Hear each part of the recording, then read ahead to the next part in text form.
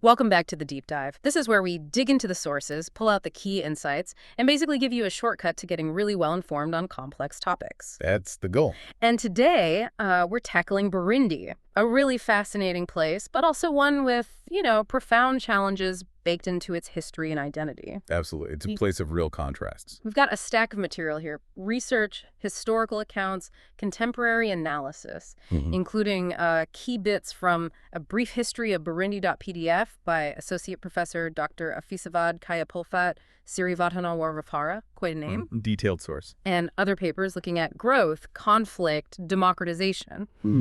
So our mission, as always, is to unpack the most important stuff, try to grasp this multifaceted identity, and maybe uncover some surprising facts shaping its present and future. Sounds good. Let's get into it. Okay, so to really understand Burundi, we kind of need to place it on the map first. Geography isn't just background here. It feels pretty fundamental to the story. So where exactly is Burundi? Right. It's located in East Africa. You've got Lake Tanganyika on one border, then Rwanda, Tanzania, and the Democratic Republic of the Congo surrounding it. Okay, Great Lakes region. Exactly. Yeah. And it's very mountainous. Also, interestingly, it's the second smallest country in mainland Africa. We're talking about just under 28,000 square kilometers. Wow, really small. Yeah. The capital now is Gitega. That's also the largest city. And languages, Kirundi, French, and English are official. And the people. Population's around 13 million, and predominantly Christian. Got it. Now, what's really insightful, I think, is this paradox in Burundi's geography. On one hand, it's incredibly fertile. It has this highland tropical climate, but the altitude keeps temperatures pretty moderate, usually between 16 and 25 Celsius. Ideal for farming, you'd think. Totally ideal for agriculture, but, and this is the kicker, a huge chunk of the land, like 62%, is sloping. Ah, so erosion problems. Big time. Severe soil erosion is a constant issue. And sort of tragically, the adaptation post-independence for cash crops like tea and coffee, it actually made the environmental damage worse. Oh, wow. Unintended consequences. Exactly. Even though the sources say Burundi has an abundance of resources it could utilize. Think really productive farmland, especially in provinces like Kirundo and Muramvya, forests, and then there's Lake Tanganyika. Africa's deepest lake, right. That's the one. Huge source of fish, vital for sanitation, irrigation, transport. It adds, as the source puts it, a significant amount of wealth. Okay, so it sounds like Burundi has this amazing natural potential, fertile land, resources, but there's always a but, isn't there? Our sources mention this persistent challenge, being landlocked. How much does that actually impact things? Oh, massively. Being landlocked severely hampers its economic development. A huge chunk of their gross national product, their GNP, has to go just towards importing transportation. Because getting goods in and out is expensive. Exactly. And it's made worse by the state of the infrastructure. Roads, rail, they're pretty degraded. So it's this massive economic burden that just weighs down trade and growth. Right, a constant uphill battle. Okay, let's shift gears a bit and look deeper into the origins. You mentioned identity is key, and it seems tied to these early societal structures. How did Burundi actually begin? Well, if we connect this to the bigger picture, Burundi's identity is deeply intertwined with its early setup. Traditionally, it was established by Hutu and Tutsi communities. Okay, the two main groups we hear about. Right. The Hutus are generally thought to be Bantu-speaking groups who arrived thousands of years ago. The Tutsi, they're believed to have come later, maybe around the 12th century from the northwest. And the Twa, sometimes called Pygmies, were also part of that early mix. And how did the Hutu and Tutsi relate initially? Well, the sources tell us the Tutsi, with their cattle-herding culture, were seen as, or perhaps were, culturally and materially more advanced at that time. This difference led to a very sharp caste system and hierarchy developing. A hierarchy? How did that work? The Tutsi became the sort of superior class, the pastoralists, while the Hutu were primarily the farming class. It sounds a bit like, ancient divisions of labor you see elsewhere. You mentioned a sharp hierarchy, but the sources seem to suggest it get even more complex than just farmer versus herder, right?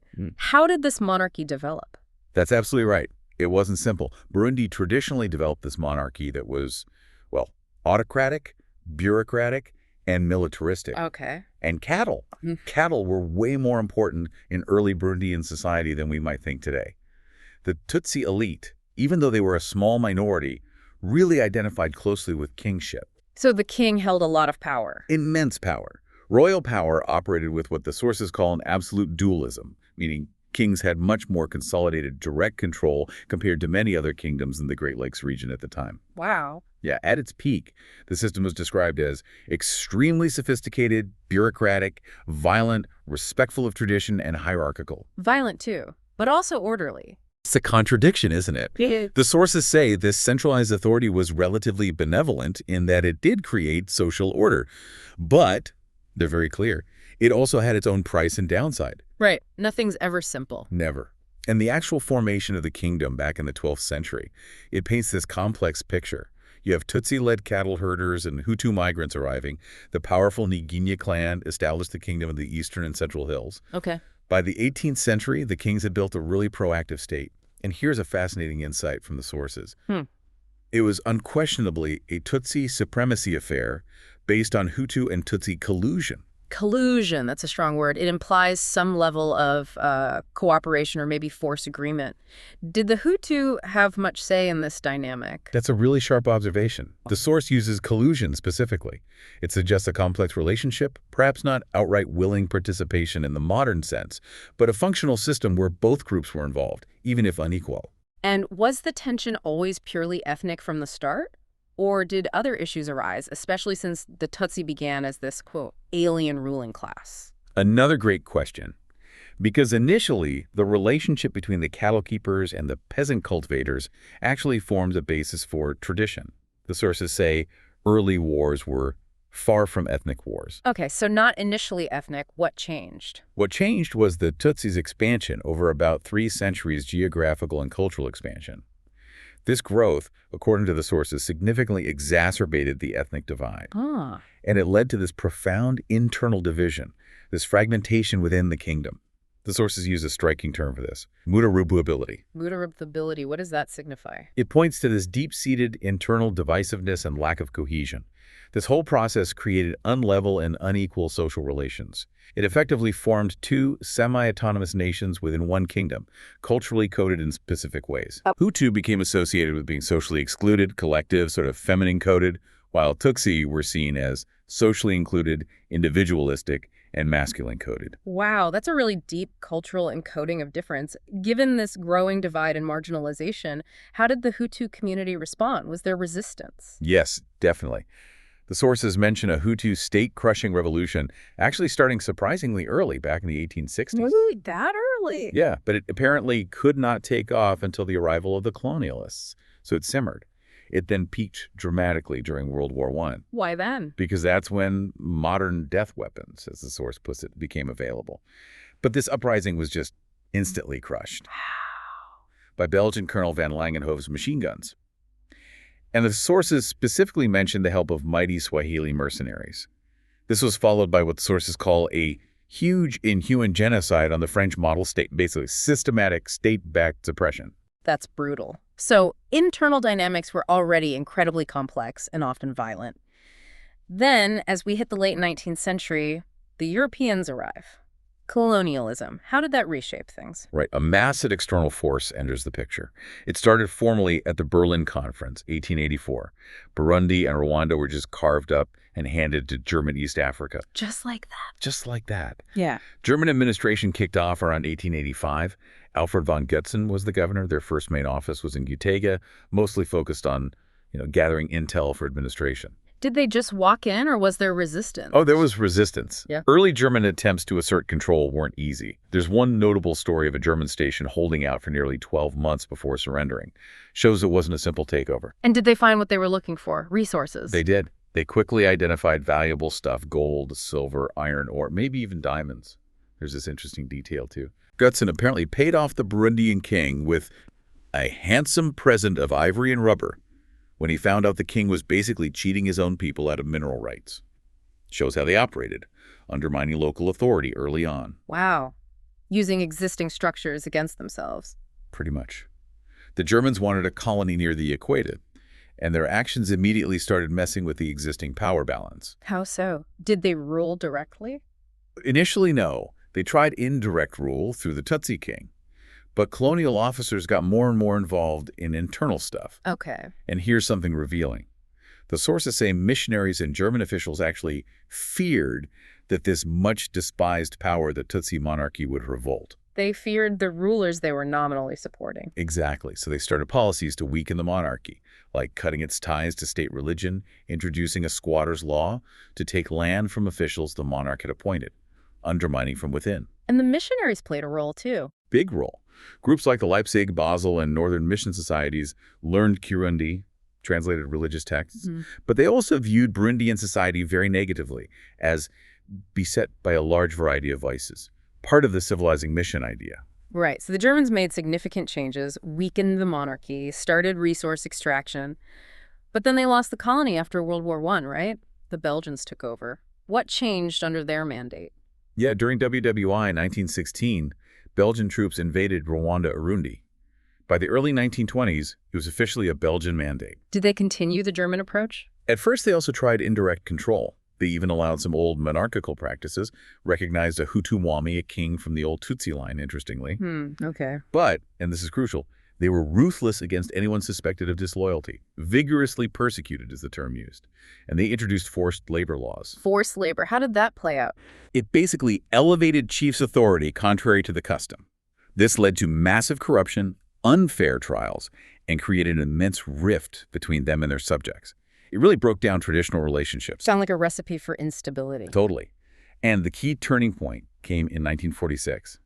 A paramount chief, Nebihanga, refused some Belgian territorial demands. Within 5 days, the Mwami, the king, was ambushed and died, reportedly of terror. Yeah, it's terror. That's how the source phrases it. It sounds like the pressure and fear were immense. This event basically caused the collapse of indirect rule.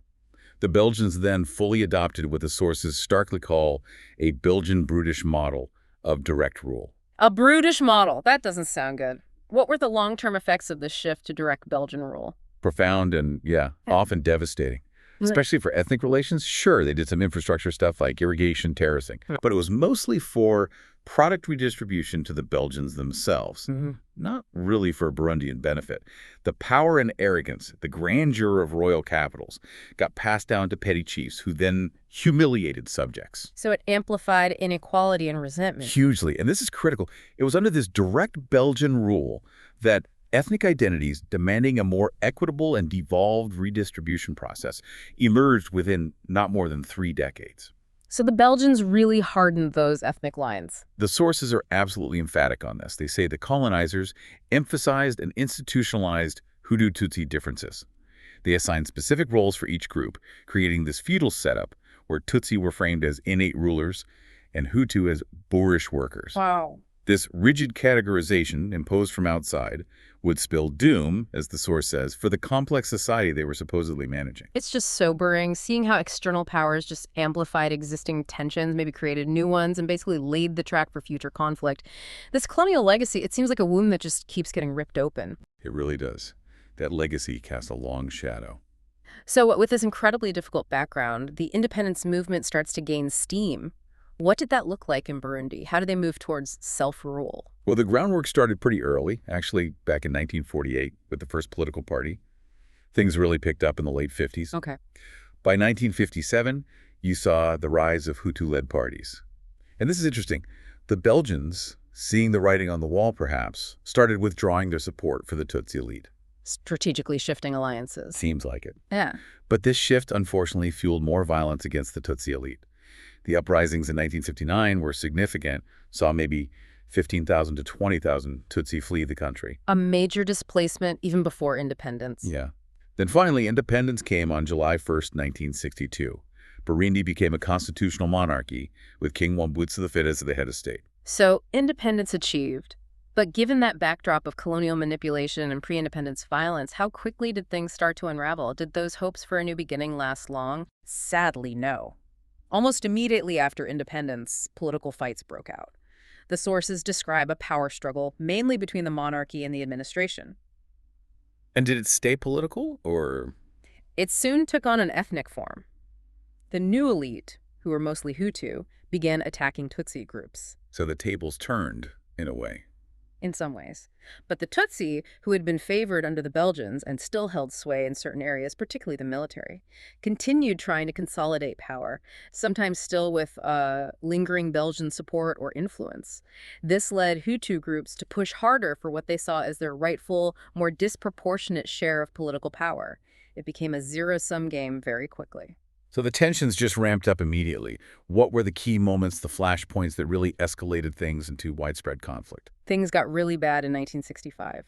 The prime minister, Ngenda Dumwe, who was Hutu, was assassinated by army officers who were close to the crown prince. A political assassination right at the top. Yes. And it sparked immediate violent reactions, including a Tutsi backlash against Hutus that killed an estimated 5,000 people. That was a major escalation. Okay. But the event that many sources point to as the start of the contemporary distributional conflict, the fight over resources and power, was in 1972. What happened in 72? It reportedly started with a seemingly small incident. Hutu peasants preventing Tutsi from using a leisure spot. But it triggered a massive, horrific chain reaction. Soldiers, gendarmes, militias, they went on a killing spree. How bad was it? The figures are staggering. At least 200,000 people killed, mostly Hutu, and another 300,000 forced into exile. The source explicitly calls it the 1972 genocide. Genocide. Yes, it states another 100,000 or more Hutus were killed and yet more fled the country. It was devastating. And the outcome. After 1972, Burundi was effectively a totally Tutsi state in all but name. Power was completely consolidated. Just horrific. It truly is. Mm-hmm. And if we connect that history, those deep grievances, to what happened later, the Civil War in the 1990s wasn't just some sudden explosion. It was really the terrible culmination of all these unresolved issues, building for decades. Decades of inequality, violence, and trauma. Exactly. And our sources use this interesting model, the PAV model, to try and explain the root causes of this persistent violent conflict. PAVD. What does that stand for? It stands for poverty, especially, the fight for land and resources, which is critical in Burundi. Age, meaning inequality between different groups, but also clashes between political generations. Variation, the differences within ethnic or national groups, which makes alliances complex. Economic change, often linked to accusations of corruption, fueling resentment. And distorted international scene, things like unwanted outside interference. So it's trying to capture multiple layers, not just ethnicity. Precisely. The model really emphasizes that point, that ethnic statements are often in reality reflections of underlying struggles for diminishing resources. The ethnic label becomes the banner for deeper economic and political fights. That makes sense. With such deep-rooted, pervasive conflict, how did the outside world, the international community, try to respond? Were there attempts to intervene? Yes, there were efforts. In 1994, for instance, the UN appointed a special envoy. They also deployed a larger UN peacekeeping force. Did it help? Unfortunately, the sources say these peacekeeping efforts failed from the outset. Armed combat just wasn't curtailed. It continued. So the UN effort didn't work. Who stepped in next? The Organization of African Unity, the OAU, took the lead on peacekeeping in 1998. They deployed a force of about 3,500 troops. Okay, an African-led initiative. Right. And around the same time, a major diplomatic effort got underway, the Arusha Peace Accords. Yes, Arusha. That sounds familiar. What was the goal there? What's fascinating about Arusha is just how ambitious it was. It really aimed to tackle the fundamental root causes of the conflict. How so? What did it propose? It was signed under UN supervision, and Nelson Mandela himself presided over some of the early evaluation rounds, which gives you an idea of its significance. Mandela's involvement, wow. Yeah. Key clauses included things like proportional representation and power sharing in all state institutions, setting up a Truth and Reconciliation Commission, critically ensuring balanced Tutsi representation in the army and police, stopping the violence, obviously, and prosecuting war criminals. That sounds incredibly comprehensive, addressing representation, justice, security. It was. On paper, it looked like a solid blueprint, but There's always a but. It faced challenges. immediate challenges. Despite the agreement, shelling continued on the capital, Bujumbura. Hostilities resumed, and significantly, Burundian negotiators themselves apparently reprimanded that the accord didn't actually serve their interests. It ultimately failed to take hold. Why? If it was so comprehensive. It's complex. Mandela himself questioned if maybe other deeper problems needed fixing before the Burundian people could really benefit from such an accord. It hints that maybe the agreement, however well-intentioned, didn't fully grasp the reality on the ground or the entrenched interests. So even with Arusha's struggles, there was still this push towards democracy, right? You mentioned the 2005 elections. How did those actually play out, given this really volatile history? Right. The president who had been appointed through the Arusha process retired in April 2005, which opened the door for elections. But getting there was tough. How so? Well, negotiating the new constitution that would underpin the elections was incredibly difficult. There were public objections, secret backroom deals. Compromises were apparently reached literally 1 hour before the vote. Down to the wire. Absolutely. The Constitution was adopted in March 2005, approved by referendum in May. But the whole atmosphere leading up to the elections was just thick with tension and suspicion. Political parties were, as the source says, up in arms as to who would control the electoral process. So, deep mistrust from the start. Deep mistrust. And sources are quite blunt. They indicate that observers rigged the ballots for their party insiders, and that from the outset it was apparent that some parties would not accept the results. It highlights just how fragile that transition was. Rigged ballots, parties unwilling to accept results. It doesn't sound like a smooth path to democracy. No, it really raises that crucial question about how fragile these transitions can be, especially when past patterns of power politics keep reemerging. And we saw that again more recently. How recently? What happened? In April 2015, the president at the time, Pierre Nkurunziza, announced he was running for a third term. Was that allowed?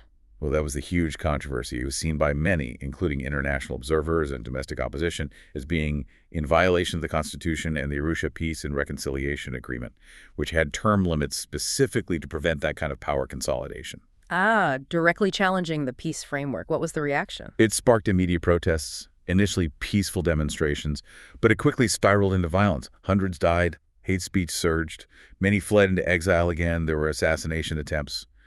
A really dangerous time. And how did the state respond? The response was harsh. Closing public television, reports of torture against opponents.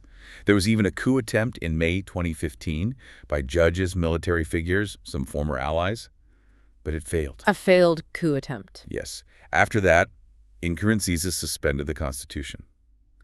The international community reacted strongly, creating an international commission of inquiry, mediation led by Uganda, sanctions from the EU and the African Union. It was a major crisis. It sounds like a recurring pattern, almost progress, then a backlash or power grab that throws things back into turmoil. That fragility, that risk of backsliding, seems to be a persistent theme, unfortunately. Okay, we've talked a lot about the politics, the conflict cycles. But beyond that, what about the day-to-day realities? What are the underlying socioeconomic conditions and human rights issues facing people in Burundi? Well, the socioeconomic constraints are deep and long-standing, going back even before colonialism, arguably, but the recent history has made it much worse. Get this. In the 40 years of cyclical violence, economic growth has been well below the sub-Saharan African average. The result: Burundi is ranked as the third poorest country in the world. Third poorest, despite those resources we talked about earlier. Exactly. And linked to that is education. Poor access has led to one of SSA's lowest rates of literacy and human capital. Really? What about school attendance? Primary school attendance is actually quite high, reportedly 93%, but there's a big gap. Urban residents have much better access than rural ones. And there's an issue with the quality. The sources mention a focus on memorization for exams, often without real understanding. Rote learning. So attendance doesn't necessarily equal quality education or skills. Right. And all of this is worsened, as the sources point out, by political instability and the administration's weak capacity to manage the economy. It's a vicious cycle. A cycle of poverty, instability, and limited opportunity. How does this context, along with the history of violence, impact human rights and just the basic identity of Burundians? Well, the human rights situation has often been grim. The sources detail a history of abuses, torture, extrajudicial killings, often targeting specific groups, particularly Hutus, especially after coup attempts or during crackdowns. A climate of fear and impunity at times. It seems so. Yet despite all this turbulence, Burundi possesses this incredibly rich history and philosophy apparent to the world. There's a strong cultural identity. Ah. In what ways? It's profoundly influenced by the natural beauty we discussed, the highlands, valleys, lakes. These have inspired countless poems, songs, dances. It's deeply embedded. Any specific examples? Burundian drumming is a fantastic example. It's celebrated internationally, recognized as a masterpiece of oral and intangible heritage. It's not just music. It serves as a real source of self-identity and unity among Burundians. That's powerful. Culture as a source of resilience. Absolutely. And the identity itself is complex. Our sources mention ethnologists arguing that maybe four ancient populations, the Twa or Pygmies, Kushites, Nilotics, and Bantu, all contributed to the foundation of Burundi. So not just Hutu and Tutsi. Exactly. It creates this multifaceted identity that is, as the source says, neither fixed nor one-dimensional. It's much more complex than the often simplified ethnic narrative suggests. That's a really important nuance. So bringing this all together, what does it mean for Burundi's future? You've got these profound challenges, the cycles of violence, extreme poverty, the weight of history, but also this deep cultural resilience and complex identity. What do the sources see as the path forward? Well, the economic picture is stark.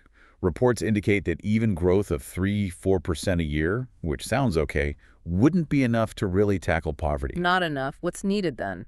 They estimate that sustained and rapid growth of 8.0% a year is needed throughout the coming decade. A huge leap. Wow, 6 to 8% sustained growth. That's a massive target. It is. The country needs what the sources call a big push into action, focusing on achieving that higher growth, significantly reducing poverty, and crucially doing things that reduce the risks of instability flaring up again. Breaking the cycle. Exactly. Yeah. The sources emphasize that really understanding past growth occurrences and immediate constraints is key. It can help guide the discussion towards pragmatic policy responses and actions, looking realistically at what has worked, what hasn't, and what the biggest roadblocks are right now. Pragmatism seems essential. I think so. Burundi's story ultimately is one of these profound contradictions, isn't it? You have this stunning natural beauty, this deeply rooted, rich culture. Yet it's a nation seemingly born from tension, marked by these terrible cycles of violence and trauma. Yeah. The quest for its true identity isn't about finding some fixed definition of Hutu, Tutsi, or Twa. It seems to be about navigating this fluid, composite reality that's shaped by both its incredibly difficult history and what the sources call its enduring grassroots can-do spirit. A grassroots spirit amidst all the challenges. That's hopeful.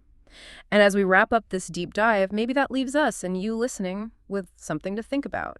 In what ways do a nation's foundational tensions, those deep historical fault lines like we've seen in Burundi, continue to echo through its journey and shape the identity of its people, sometimes centuries later? A powerful question. Something to reflect on. Thank you for joining us for this deep dive into Burundi. We really encourage you to keep exploring these complex layers of global history and identity.